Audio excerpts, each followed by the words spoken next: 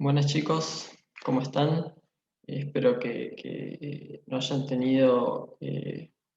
dificultades y no tengan demasiadas dudas con la unidad anterior, que es un poco una unidad más introductoria acerca de lo que es la matemática económica. En este caso vamos a empezar a avanzar con la unidad 2 para poder ver lo que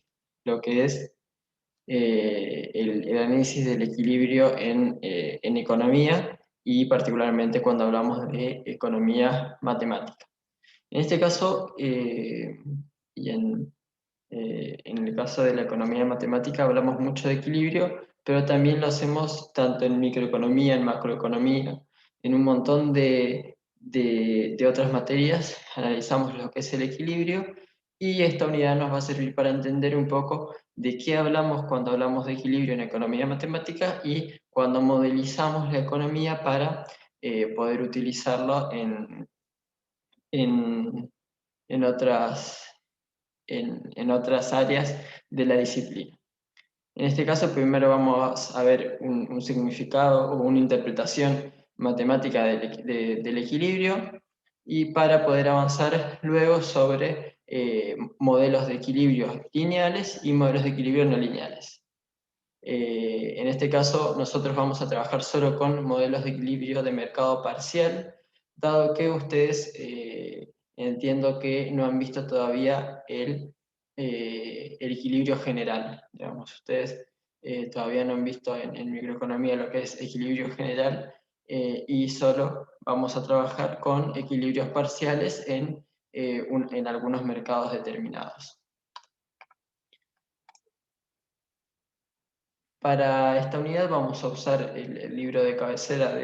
del curso, que es el libro de Alpha Chiang, los métodos fundamentales de economía y matemática, desde el capítulo, desde el capítulo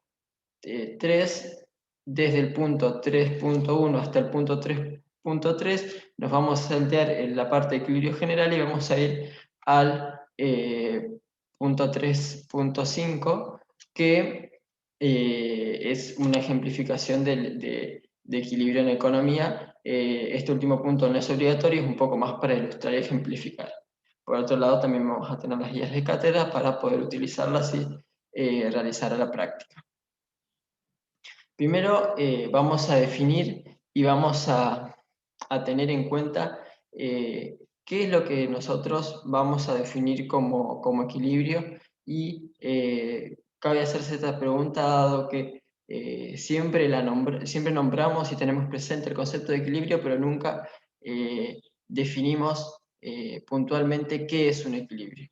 Y nosotros conocemos el equilibrio como ese punto donde se cruzan las curvas y donde tenemos precio, cantidad, donde tenemos el producto y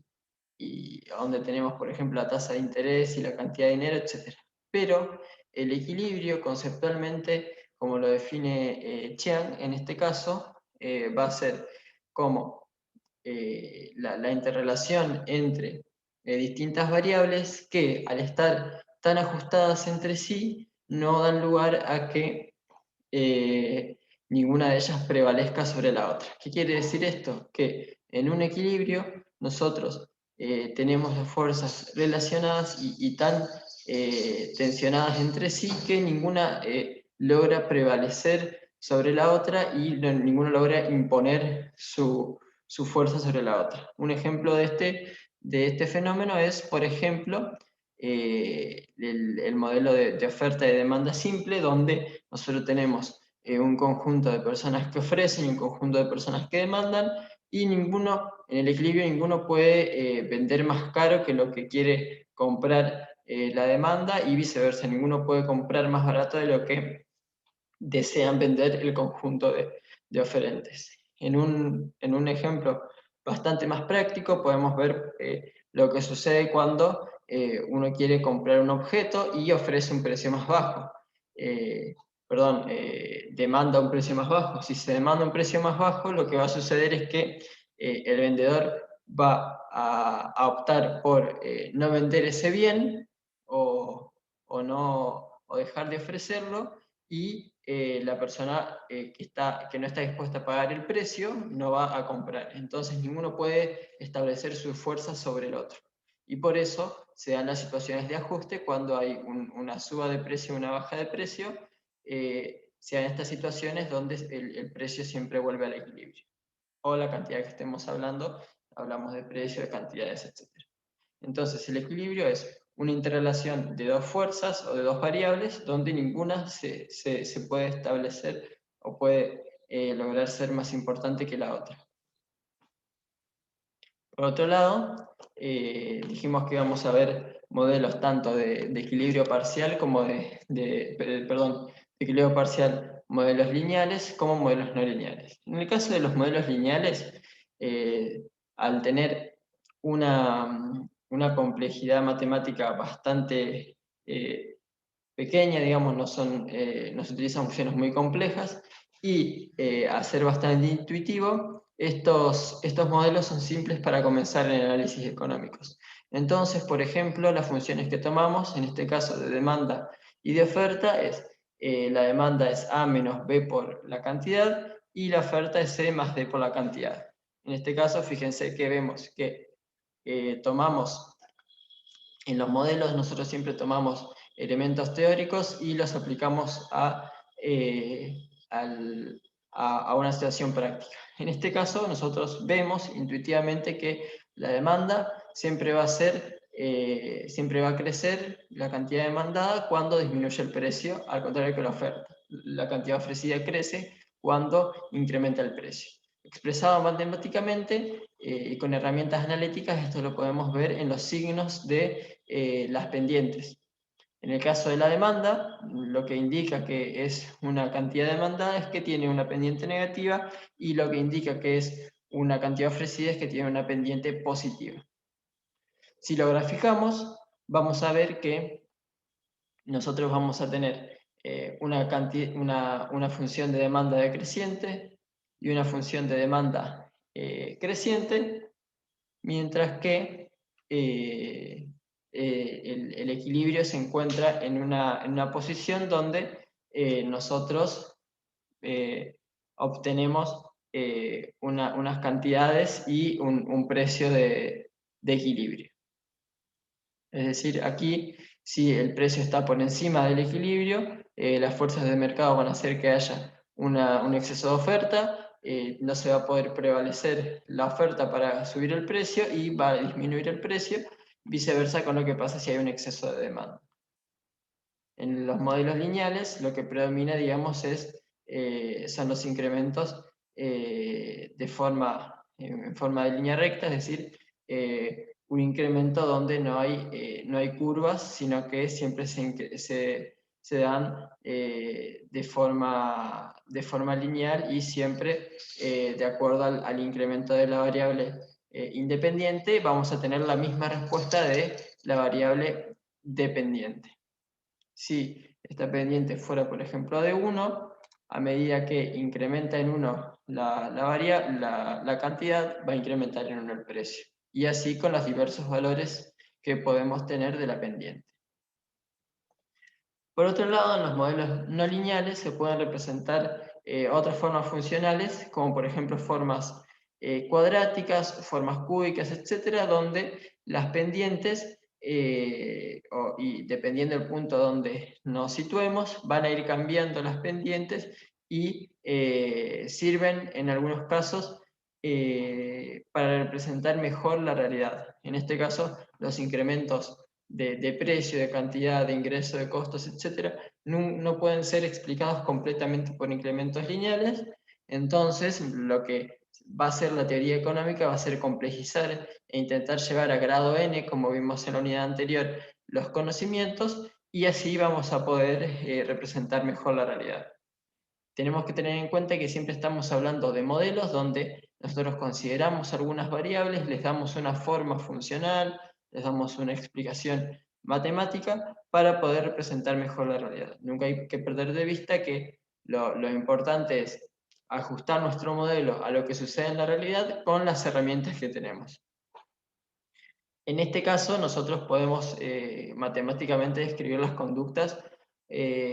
de diversas variables, por ejemplo, en este caso, los costos y los costos que tiene esta parábola y los ingresos que tienen esta determinada parábola, donde generalmente en microeconomía lo que nosotros tratamos de hacer es siempre maximizar los ingresos y minimizar los costos. Entonces lo que vamos a tener es que en el lugar donde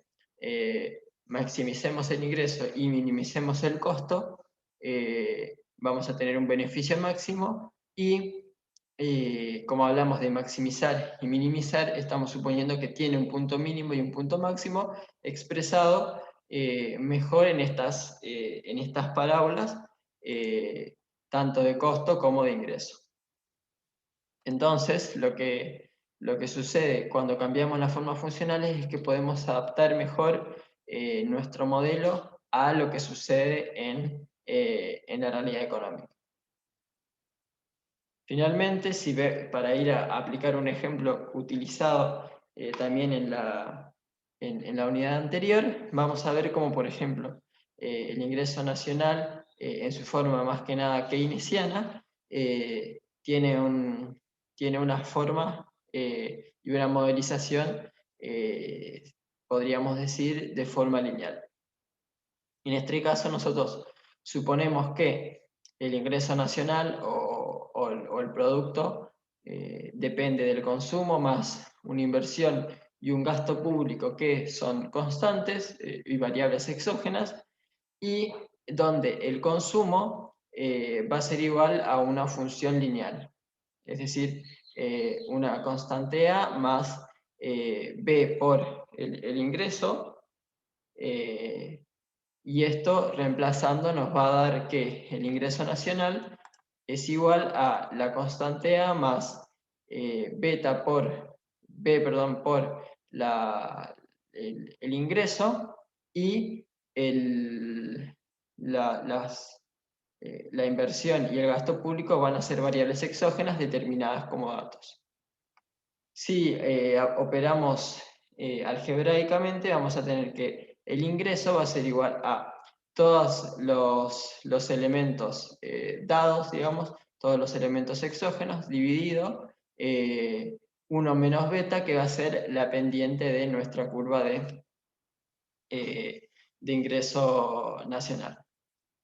Este ejemplo es un ejemplo de una función lineal que vamos a poder comprobar nosotros que está tanto en la teoría como una explicación teórica, y que en algunos momentos de la realidad, como por ejemplo donde se aplica el modelo keynesiano, que es la década de la depresión de 1930, se dio así y fue útil para poder representar la realidad económica.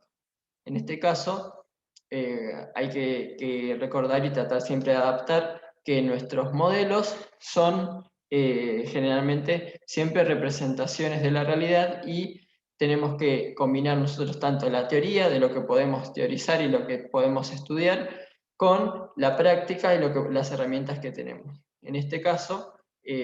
combinamos la realidad económica de un momento, la depresión o algunos otros momentos históricos, con las herramientas matemáticas y herramientas económicas que tenemos a disposición para poder utilizar y analizar mejor la realidad. Esta es una explicación bastante sintética de lo que ustedes van a encontrar en el libro, y van a tener ustedes disponible tanto la filmina como el libro ya lo tienen disponible. Entonces, hasta acá vamos a ver de forma teórica. Lo importante acá es que ustedes conozcan que es un equilibrio, conozcan la diferencia entre un modelo lineal y un modelo no lineal, y también que empiecen a tener en consideración cómo funcionan tanto las variables endógenas como exógenas, y qué consecuencia tiene que una variable esté determinada dentro del modelo como una variable determinada fuera del modelo. Si bien estos temas no los vemos, se toman como ya conocidos por ustedes, las variables endógenas son aquellas determinadas dentro del modelo, es decir, que yo opero con ellas y puedo obtener un resultado, mientras que las variables exógenas que son tomadas como dato, como por ejemplo en este modelo son la inversión y el gasto público, son aquellas variables que nosotros creemos que no podemos controlar, que no podemos tener una influencia, mientras que en este modelo el consumo y el ingreso son aquellas que nosotros podemos observar que van a variar y que tomamos como una expresión, en este caso matemática, para poder desarrollar todo nuestro modelo. Bueno, hasta aquí la parte teórica de lo que es la unidad 2. La parte práctica la vamos a ver posteriormente y vamos a tener también ejercicios para poder realizar. Les envío un saludo y muchas gracias.